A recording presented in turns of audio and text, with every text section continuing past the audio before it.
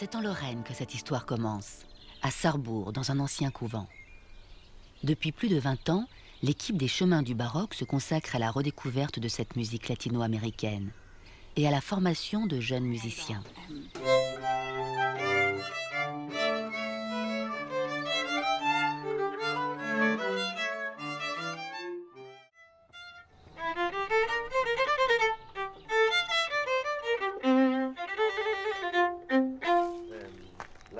C'est quand j'ai réussi à faire ce film sur la musique auquel je rêvais depuis très longtemps, donc tous les matins du monde, que j'ai connu la bande des Chemins du Baroque qui était déjà en cours de réflexion par rapport à l'Amérique latine.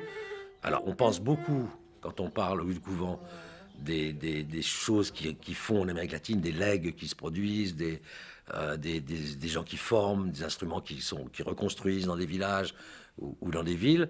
Et on se dit, bon, bah alors c'est les Européens qui refont cette espèce de chemin inverse qui n'est donc pas colonisateur cette fois-ci, qui est un chemin de mémoire.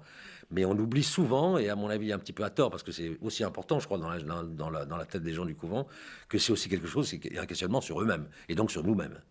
Hein, je veux dire, on ne va pas en Amérique latine comme on va je sais pas, dans un lieu inconnu pour apporter la bonne parole. Je veux dire, on y va aussi pour savoir aussi qui nous sommes.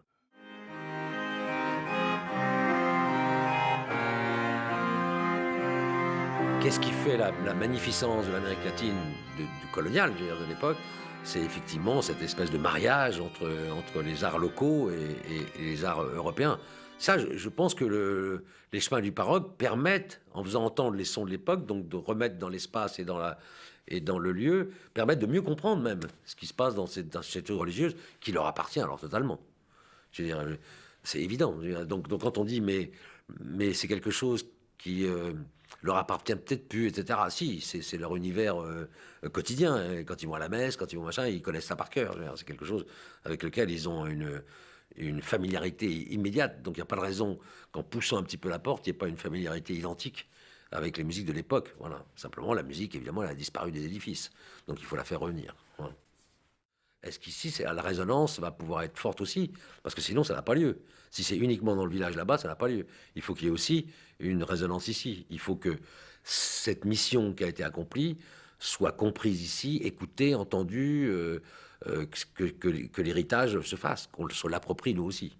Voilà, c'est ça qui est important. Il ne faut jamais oublier cette partie-là non plus.